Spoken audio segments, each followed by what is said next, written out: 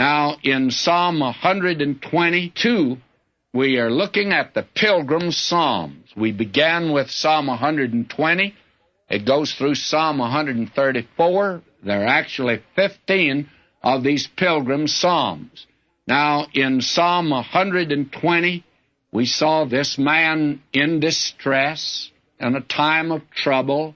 He was in a place that the neighborhood was bad, and he was being talked about, lied about. He actually is living in a ghetto.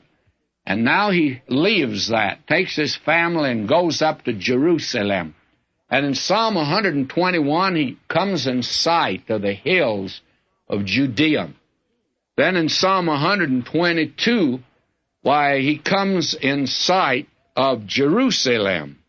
And we see here the wonderful city of Jerusalem, and it's the place where the tribes come up.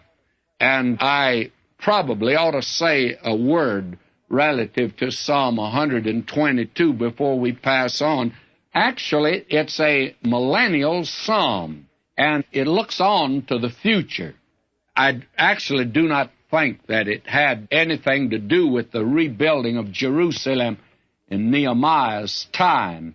It could only refer, I think, to the future. It's a beautiful psalm when we see it as a prophecy, looking forward to the day when all the tribes will come up to Jerusalem and assemble themselves. The question arises, where are the lost tribes?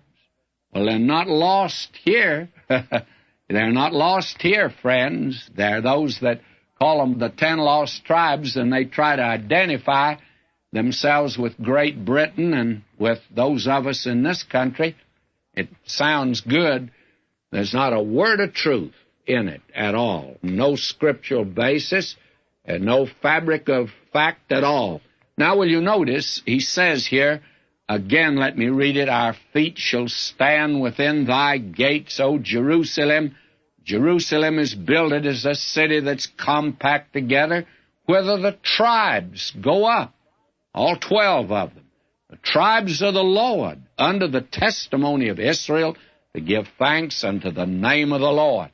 I think it's looking forward to that day when they'll come together to go up to Jerusalem to worship. Now, they've been out of that city a long time. They actually don't really have it today. They can't build a temple there where the Mosque of Omar is. All of these sacred places are pretty well covered by Gentiles.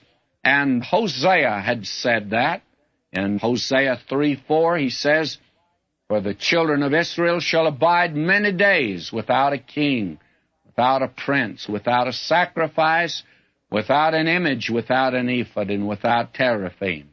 And certainly they have abode many days. But there's going to be a millennial Jerusalem, and this is it.